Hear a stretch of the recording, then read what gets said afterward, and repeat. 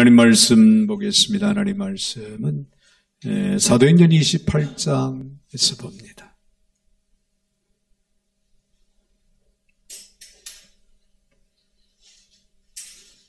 사도행전 28장 11절부터 15절까지 제가 받도록 봉독에 올리겠습니다. 석 달 후에 우리가 그 섬에서 겨울을 난 알렉산드리아 배를 타고 떠나니 그 배의 머리 장식은 디오스구로라. 수라구사에 대고 사흘을 있다가 거기서 둘러가서 레기온에 이르러 하루를 지낸 후 남풍이 일어나므로 이튿날 보디올에 이르러 거기서 형제들을 만나 그들의 청함을 받아 이레를 함께 머무니라. 그래서 우리는 이와 같이 로마로 가니라. 그곳 형제들이 우리 소식을 듣고 아비오 광장과 드레이스 다베르네까지 맞으러 오니 바울이 그들을 보고 하나님께 감사하고 담대한 마음을 얻으니라. 아멘. 15절까지 받들어 봉독에 올렸습니다. 거룩하신 하나님, 감사 영광 찬양을 올려드립니다. 오늘도 저희들을 사랑 가운데 불러주시고 또 한마음대 영으로 여호와의 이름을 높이고 찬양하며 예배할 수 있는 복을 주신 하나님, 이 시간도 주어지는 말씀 가운데 저희들이 바르게 든든하게 세워져 갈 수 있게 하여 주옵소서. 오늘도 부족한 종의 입술을 주관하시고 사용하실 때 우리 하나님 홀로 영광을 받아 주옵소서. 예수님의 이름으로 기도 올려옵나이다. 아멘. 아멘. 할렐루야. 우리 한번 옆에 분들하고 인사하겠습니다. 오늘 인사할 때는 선교의 비전은 우리 하나님께서 가장 기뻐하시는 일입니다. 그렇게 한번 인사하겠습니다. 할렐루야. 선교만큼 위대한 일, 아름다운 일은 없다. 그렇게 생각을 해도 과언이 아닙니다. 오늘은 특별히 이제 선교 주일로 우리가 지키면서 오늘 주시는 말씀을 통하여 우리 함께 선교에 대한 비전을 또 다시 한번 마음에 결단을 하고 또 도전할 수 있는 오늘 저와 여러분들이 되시기를 바랍니다. 우리가 살고 있는 이 지구촌은 지금 재해 재난으로 대혼란을 겪고 있다. 그렇게 이야기할 수가 있습니다. 예고 없이 불어닥치는 재해 재난은 우리 인간의 어떤 그 의지나 힘으로는 피할 길이 없다 할 정도로 가면 갈수록 또 험난하고 힘든 그런 과정들이 우리에게 주어지고 있지 않나 그렇게 생각을 합니다. 예를 든다면은 전쟁, 기근, 가뭄, 홍수, 지진, 화산, 또 질병, 요즘에는 또 전염병까지, 그리고 환경 오염, 농약에 의한 수질 오염, 공장과 자동차에서 나오는 공해, 그리고 미세먼지, 황사로 인해서 또 우리 인간을 포함한 모든 생물들이 생명의 위협을 받고 있는 그런 시기. 그런 상황들이 이루어지고 있다고 하는 사실입니다. 우리가 현재도 아직 벗어나지 못하고 있습니다만 코로나19로부터 작년부터 1년이 넘도록 전 세계가 혼란 가운데 어려운 위기를 지금 맞이하고 있는 그런 상황이 아닌가. 미얀마에서는 또 민주화운동으로 인해서 많은 사람들이 또 특별히 젊은이들이 죽어가고 있고 또 말할 수 없는 고통을 당하는 이런 일들이 주변에 일어나고 있고요. 그제 어제 오늘까지도 미세먼지가 아주 상당히 높은 그런 가운데 참 앞이 잘 보이지도 않을 정도로 이런 위협을 우리는 받고 있는데 이것이 단순히 오늘로 끝나는 것이 아니라 내일도 모레도 앞으로 계속해서 이런 재해는 우리를 위협할 것이다. 그런 상황들을 우리가 생각을 하지 않을 수가 없습니다. 현대는 도덕적 암흑 시대로서 하비콕스의 말대로 도덕적 부패와 영적 부패 현상이 극에 달하고 있다고 그렇게 볼 수가 있습니다. 그러나 여러분, 하나님께서는요, 우리 인간 모두가 멸망하는 것을 결코 원치 않으신다는 것. 이런 재난 속에서도 하나님이 원하시는 것은요, 마음을 돌이키고 회개하고 하나님께로 돌아오기를 하나님은 원하신다는 거예요. 여러분, 인간의 역사를 볼 때 특별히 그리스도의 복음이, 참 복음이 전파되는 곳에서 사람과 국가를 변화시켜 왔다고 하는 사실을 우리는 이렇게 알 수가 있습니다. 이에 오늘날 우리 교회와 성도들이 시대적인 사명을 깨달아서 하나님의 지상 명령인 땅끝까지 이르러서 우리는 복음을 전하는 일에 최선을 다해야 할 이유가 바로 여기 있다. 그렇게 생각이 듭니다. 여러분, 기독교가 전도나 선교에 열정적일 수밖에 없는 이유는요, 성경에 기록된 대로 예수 그리스도의 명령이기 때문에 그렇습니다. 예수 그리스도의 명령. 성경에 예수 그리스도의 명령인 땅끝까지 이르러서 복음을 증거하라. 온 인류, 온 만민들에게 복음을 증거하라. 때를 넣든지 묻었든지 증거하라. 이것은 주님의 명령인과 아울러 우리 성도들이, 예수 믿는 그리스도인들이 감당해야 할 의무이기도 합니다. 이 명령을 따라서 제자들은 전도와 선교적인 그런 사명에 불타게 됐던 것을 우리가 보게 될 수가 있는데요. 특별히 사도 바울은 고린도전서 9장 16절에서 이렇게 고백합니다. 내가 복음을 전할지라도 자랑할 것이 없으면 내가 부득불할 일임이라. 만일 복음을 전하지 아니하면 내게 화가 있을 것이다. 이런 마음, 이런 자세, 이런 각오로 그는 복음의 사역을 위해서 헌신했던 그런 바울인 것을 우리가 보게 됩니다. 유명한 신학자인 에빌 브루너는 말하기를 불이 탐으로써 불이 존재하는 것처럼 교회는 선교에 의해서 존재하는 것이다 라고 하는 그런 말을 했다고 합니다.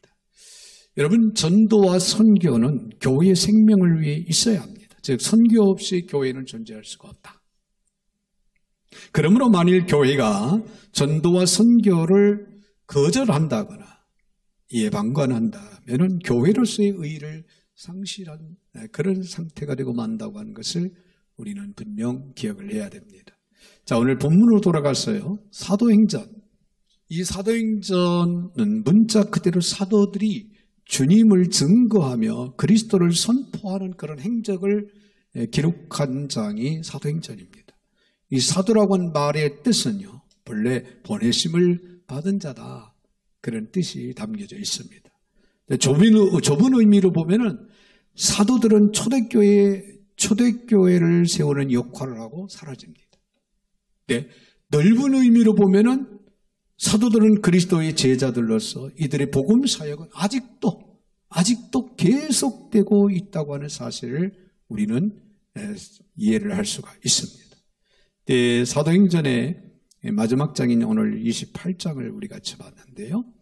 28장을 보면요, 바울이 드디어 로마에 입성한 것으로 막을 내리게 됩니다.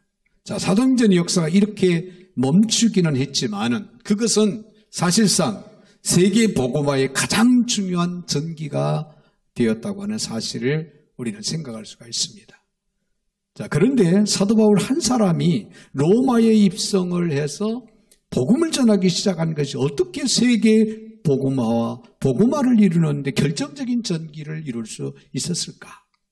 자, 오늘 본문을 통해서 세계 선교를 향한 바울의 선교 비전을 통해서 그 답을 우리는 얻기를 원합니다. 먼저요, 바울 사도의 선교에 대한 열망을 우리가 생각을 해봐야 됩니다. 사도 바울의 선교에 대한 열망. 바울이 로마에 들어간 사건은 한 개인에게 일어날 수 있는 별로 중요하지 않는 그런 변화라고 우리가 말할 수 있을지는 모릅니다. 그러나 이것은요, 단순한 개인의 변화가 아닙니다. 로마에 입성하는 바울의 가슴 속에는 얼마나 간절한 선교에 대한 열망이 담겨 있는가를 우리는 생각을 해볼 수가 있습니다. 로마서 1장 10절에 보면은 어떠하든지 이제 하나님의 뜻 안에서 너희에게로 나아갈 좋은 길 얻기를 구하노라. 그런 고백을 합니다. 이것은 바울이 로마로 가고 싶어하는, 로마에 가서 복음을 전해야 된다고 하는 그 열망, 선교에 대한 열망, 그 마음의 표현을 하고 있는 것을 우리는 볼 수가 있습니다. 그 이유가 뭐냐면은 신령한 은사를 나누어 믿음을 견고케 하기 위해서 했다는 거예요. 자, 로마서 1장 11절에 보니까 내가 너희 보기를 심히 원하는 것은 무슨 신령한 은사를 너희에게 나눠주어서 너희를 견고하게 하려 함이라. 자, 로마에 있는 어떤 루트를 통해서 이 복음이 로마에 일찍이 들어가서 몇몇의 성도들이 있었는지는 잘 모르겠지만 로마에도 복음이 이미 직관적으로 들어가서 복음을 받아들이고 믿는 소수의 무리들이 있었다는 거예요. 그래서 그들을 향해서 바울이 편지하는 겁니다. 난 로마에 가기를 열망한다. 그 이유는 신령한 은사, 나에게 주어진 그 신령한 은사를 그 성도들에게 나누어줘서 믿음을 견고케 하기를 원하는 바로다.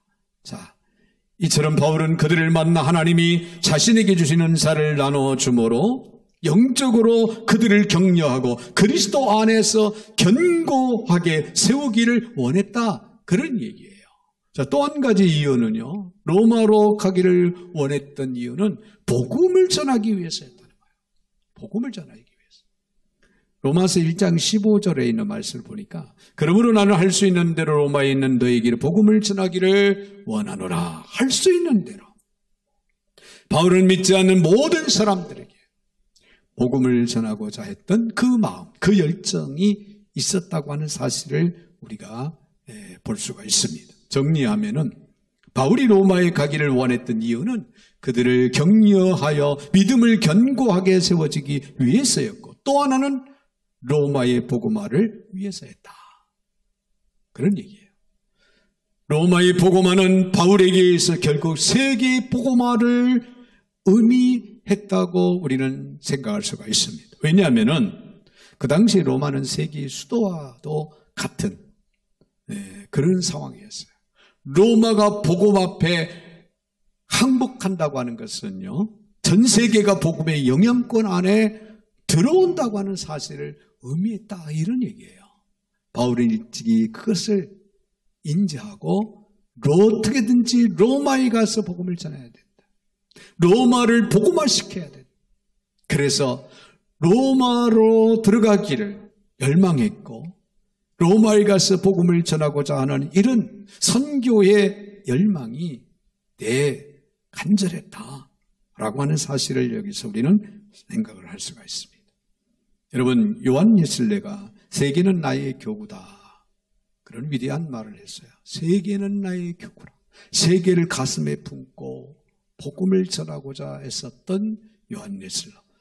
바울 사도는 로마뿐만 아니라 전 세계를 가슴에 품고 있었다고 하는 사실이죠. 전 세계의 복음의 충격과 영향력을 가하는 것, 그것은 바울의 마음속에서 하루도 잊혀지지 않았습니다.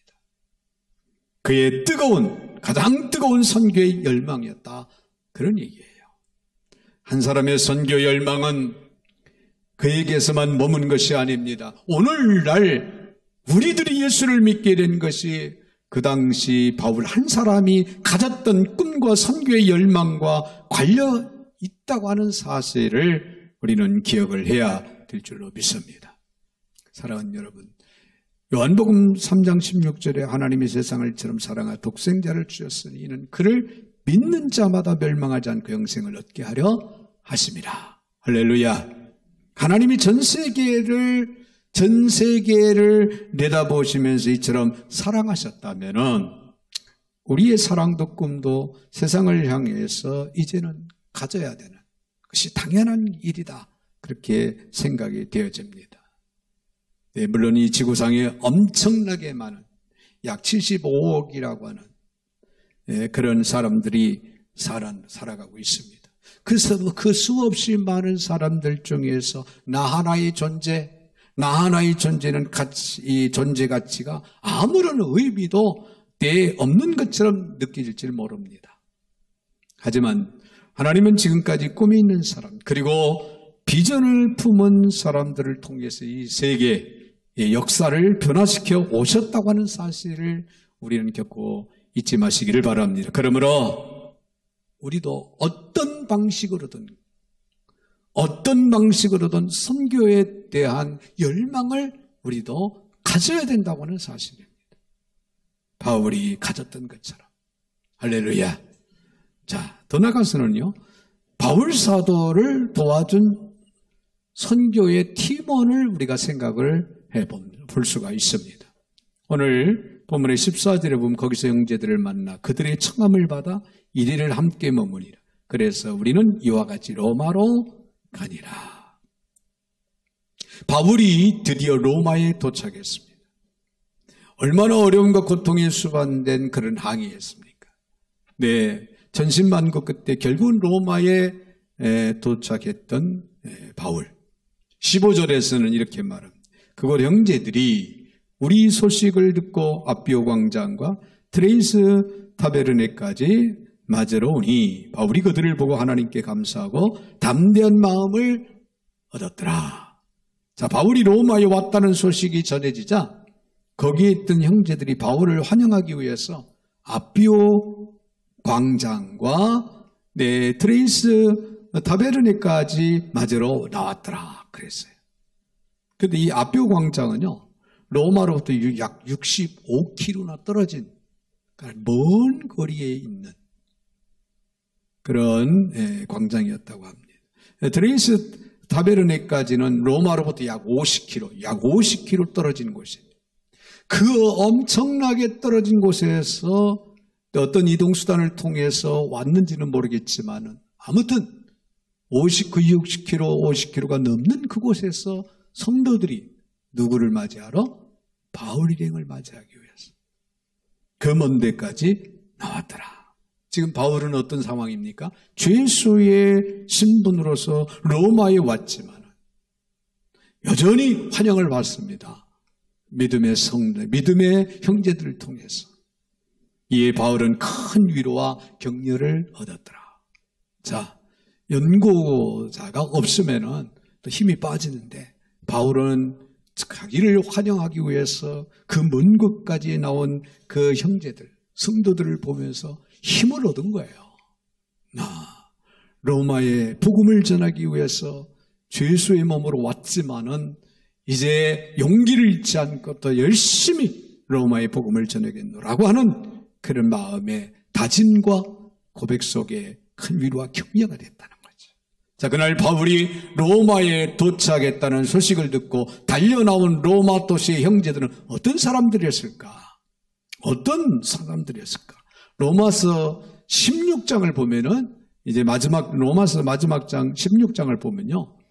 바울이 로마 교회를 향해 쓴 편지를 통해서 우리는 로마에 있었던 소수의 그리스도인 형제들이 어떤 사람들이었는가를 우리는 익히 알 수가 있습니다. 16장 1절, 2절에서는 자매 베베가 나옵니다. 자매 베베. 바울이 자매 베베를 생각하면서 그는 나의 보호자였다라고 그렇게 편지합니다. 자, 복음을 전하는 사역자인 바울을 신실하게 보호해주고 도와주는 그런 헌신적인 역할을 이 자매 베베가 했다, 그런 얘기예요. 그리고 3절로 4절에는 브리스길라와 아굴라라고 하는 이 두 사람이 나오는데 이들은 부부였습니다. 부부. 근데 바울은 그들을 뭐라고 표현합니까? 나의 동역자라. 그렇게 부릅니다. 이 브리스길라와 아굴라 부부는 복음을 위해서라면, 그리고 복음을 전하는 바울을 위해서라면 목숨까지 내어놓을 사람들이었습니다. 자, 이들은 바울에게 있어서 든든한 선교의 기초였지요. 든든한 선교의 기초였습니다. 5절에 보면은 에베네도가 나오는데, 에베네도는 아마 아시아 땅에서 최초로 예수 그리스도를 영접한 그런 사람이었습니다. 아시아계의 사람이었는데. 자, 6절에서는 마리아가 나옵니다. 이 마리아는요, 아마 보이지 않는 곳에서 성실하게 수고하는 그런 자매다. 그래서 바울은 이 자매의 수고를 기억하노라. 기억하고 있다. 7절에서는 안드로니고와 유니아가 나옵니다. 바울이 복음을 전하다 잡혀서 감옥에 들어가는데, 그래서 순환을 당하는데, 이들은 자진해서요, 그들도 역시 감옥에 들어갑니다. 그래서 고난을 함께 겪었던, 함께 나누었던 그런 형제들이었다. 8절에는 암블리아가 나옵니다. 주 안에서 사랑하는 자다, 그렇게 표현하고 있고요. 9절에서는 우르바노와 수다구가 나오는 동역자다. 그래서 동역자다. 10절에서는 아벨레와 아리스토블루가 나오는 그리스도 안에서 인정받는 형제들이었다라고 그렇게 표현을 합니다. 11절로 15절까지는요. 헤로디온, 두르베나와 두르보사, 버시, 루프와 그의 어머니 아순, 그리도와 블레곤, 허메와 바드로마, 허마와 그의 형제들, 빌론 로고와 율리아, 네레오와 그의 자매와 올룸바, 모든 성도들, 이렇게 쭉 이름이 열거되는 것을 우리가 로마서 16장에서 볼 수가 있습니다. 자, 바울이 드디어 로마에 등장했을 때 달려나와서 그를 환영했던 그 무리들 속에는 바로 이 로마 교회의 신실한 성도들이 끼어 있었을 것이다. 그런 얘기예요. 그들이 바로 로마를 교도부로 해서 전 세계 복음화를 이루어가는 데 있어 바울과 함께 동역했던 사람들입니다. 즉 바울이 선교의 팀원으로 함께 헌신하고 충성했던 그런 형제 자매들. 한 교회가 미칠 수 있는 영향력은요, 그 공동체가 주님이 우리 교회 속에 주신 가장 중요한 마지막 목표예요. 명령인 선교를 위해서 얼마나 잘 질적으로 연합되어 있는가에 달려있다 봐도 과언이 아닙니다.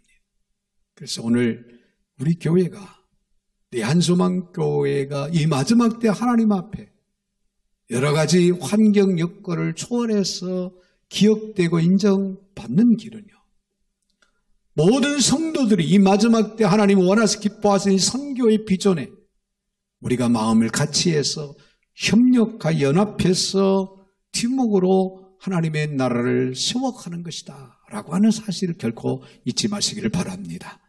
바울이 로마를 중심으로 세계 복음화를 위한 선교 사역을 이룩할 수 있었던 것은 바울 한 사람의 뛰어난 그런 영웅적인 행동 때문만은 아니라는 사실을 분명히 우리는 기억을 해야 한다, 그런 얘기예요. 바울과 함께 선교의 비전을 가슴에 안고 땀 흘리며 수고했던, 그리고 함께 그 목표를 위해서 목숨이라도 내어놓을 수 있었던 이름 없는 사람들의 그 절대적인 헌신이 바로 세계 복음화를 위한 선교 사역의 추진력이었다라고 하는 사실을 강조하고 있는 것입니다. 우리는 한 공동체의 일원으로 이제 선교팀입니다. 팀원들이에요. 이 팀워크를 이루어서 이제는 우리가 이 마지막 하나님의 나라를 세워가는 데 있어서 우리가 협력하고 힘쓰고 애쓰고 헌신하는 저와 여러분들이 되셔야 될 줄로 믿습니다. 한 가지 더 기억할 수 있는 것은 세계를 가슴에 품고 복음에 대한 선교에 대한 열정을 가지고 이제 선교 비전을 이루어갔던 사도 바울의 선교 메시지가 무엇이었을까? 선교 메시지. 자, 선교 메시지는 언제나 두 개의 중요한 단어와 연관되어 있습니다. 첫째는 하나님의 나라, 그리고 두 번째는 예수라고 하는 단어입니다. 하나님의 나라와 예수라고 하는 단어, 이 두 가지가 바울의 선교 메시지의 가장 중요한 내용이었다고 하는 사실을 우리는 알 수가 있습니다.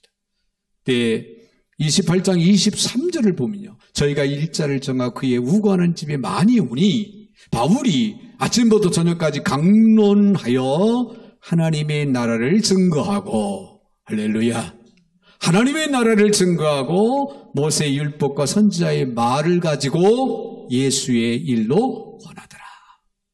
자, 모세와 율법과 선지자들이 통해서 예언된 예수, 그 예수의 일로 권하더라. 두 가지 메시지입니다. 하나님 나라와 예수. 하나님 나라와 예수라고 하는 이 두 주제는 서로 떨어질 수 없는 별도의 내용이 아닙니다. 예수님께서 이 땅에 오셔서 처음으로 선포하신 메시지가 무엇인 줄 아십니까? 회개하라, 천국이 가까웠느니라. 회개하라, 하나님 나라가 가까웠느니라. 누가 외쳤습니까? 예수가. 예수를 받아들이는 사람들 속에 하나님의 나라가 이루어집니다. 그들은 하나님 나라의 한 시민이 됩니다. 하나님이야말로 하나님 나라의 가장 중요한 초점인 것입니다. 기에 예수님이야말로 아울러 하나님 나라의 가장 중요한 초점이 되고 있다고 하는 사실입니다. 30절, 28장 30절, 31절을 보면요. 바울이 온 이태를 자기 셋집에 유하며 자기에게 오는 사람을 다 영접하고 담대히 하나님의 나라를 전파하며 주 예수 그리스도께 관한 것을 가르치되 그 많은 사람이 없었더라. 자, 사도행전 마지막 장 마지막 구절에서도 바울의 선교 메시지는 역시 하나님 나라와 예수였습니다. 할렐루야. 그 외에 전할 것이 없었습니다. 오직 하나님 나라와 예수, 복음입니다. 아울러 바울이 사도행전의 줄기찬 메시지인 하나님 나라와 예수를 전했을 때 아무도 금하지 않았더라. 참 이상한 일이 아닐 수가 없지요. 자, 바울은 죄수로 끌려갔지만은 하나님은 그에게 놀라운 자유를 주십니다. 그리고 전략적으로 로마를 흔들 수 있는 중요한 사람들을 만나게 하심으로 바울이 담대히 로마에서 복음을 전할 수 있는 길을 열어주셨습니다. 할렐루야. 이 놀라운 특권과 기회를 통해서 예수님의 피 묻은 복음을 전함으로 드디어 로마 땅에 하나님의 나라가 이루어지기 시작했다는 거예요. 로마가 달라지기 시작했습니다. 로마의 콘스탄티누스 대제가 드디어 항복을 선언합니다. 복음은 로마에서 그 다음에 어디로 갑니까? 여러분, 게르만 민족들에게로 복음이 옮겨갔습니다. 이 게르만 민족들은요, 본래 야만족들입니다. 자, 오늘날의 유럽의 스웨덴, 덴마크, 노르웨이, 아이슬란드, 네덜란드, 독일인들, 이들이 이 게르만족의 민족에 속하고 있다는 거예요. 자, 그들에게 복음이 전해질 때 그들이 복음을 받아들였어요. 그들의 역사와 문화의 찬란한 변화가 일어나기 시작합니다. 그런데 그 다음에 복음은 어디로 갑니까? 게르만 민족에서 앵글로색슨족이라고. 앵글로색슨, 오늘의 영국입니다. 오늘의 영국으로 이제 복음이 들어갑니다. 자, 게르만 민족보다 더 야만적인 해적들이 바로 영국인들이었다. 이 해적들이 복음을 받자 이들의 나라가 달라지기 시작합니다. 그들은 세계 선교에 부담을 안았습니다. 한때 잘못된 동기로 그 야만족 해적들이었던 이 앵글로색슨족은 주변에 있는 많은 나라들을 이제 찬탈을 하죠. 식민지로 찬탈을 합니다. 나중에 복음 선교의 결정적인 방해물이 되기도 했습니다만, 그러나 하나님이 영국을 사용하셔 전 세계 예수님의 피 묻은 복음, 예수님의 피 묻은 복음과 생명의 복음을 전한 것은 놀라운 사실이 아닐 수가 없습니다. 다시 이 복음은 미국으로 건너가게 됩니다. 영국에서 선교도인들을 통해서 미국으로 복음이 넘어가게 됩니다. 얼마나 많은 선교사들이 북미 대륙에서 세계를 향해서 복음을 들고 복음을 들고 나가서 외쳤습니까? 이 복음은 어디까지 왔습니까? 아시아의 이 작은 반도 우리 한국에까지 복음이 찾아온 겁니다. 지금 이 시대에 여기에 우리를 서게 하신 하나님의 뜻이 무엇이라고 생각이 되어집니까? 바로 바울이 전했던 그 하나님의 나라와 예수의 복음을 전하기 위해서 우리가 하나님의 선택을 받고 부르심을 받고 여기에 서 있다고 하는 사실을 결코 잊지 마시기를 바랍니다. 할렐루야. 사랑하는 여러분, 예수를 받아들이고 주님의 뜻에 복종하는 사람들을 통해서만 하나님의 나라는 이루어져 가는 것입니다. 즉 예수가 증거됨으로 예수를 받아들이는 사람들이 생겨나게 되는 것이고 그들의 삶을 통해서 그들의 공동체 속에 하나님의 나라가 임하는 것입니다. 이것이 그리스도인의 마지막 비전인 것입니다. 이 우리들의 선교 비전은 오직 하나님 나라와 예수여야 한다고 하는 사실을 결코 잊지 마시기를 바랍니다. 아무쪼록 오늘 특별히 선교주의를 맞이하면서 주어진 말씀을 가슴에 품고 이제 선교 비전을 다시 한번 실천에 도전할 수 있는 저와 여러분들이 되시기를 주의 이름으로 축원을 드립니다. 거룩하신 하나님 은혜와 사랑을 감사를 드립니다. 오늘 특별히 거룩한 날 주님의 날 선교주일로 지키며 하나님께 영광 돌릴 수 있는 복을 주신 하나님, 오늘도 주시는 귀한 말씀을 저들의 뇌마로 받고 이제 가슴의 선교 비전에 대한 열망을 품기를 원합니다. 이 마지막 때 교회가 우리 그리스도인들이 결코 잊어서는 안 되는 세계 선교 복음의 사역을 위해서 이제 도전할 수 있는 헌신할 수 있는 모든 성도들이 될 수 있도록 도와주시기만을 예수님의 이름으로 기도하옵나이다. 아멘. 아멘.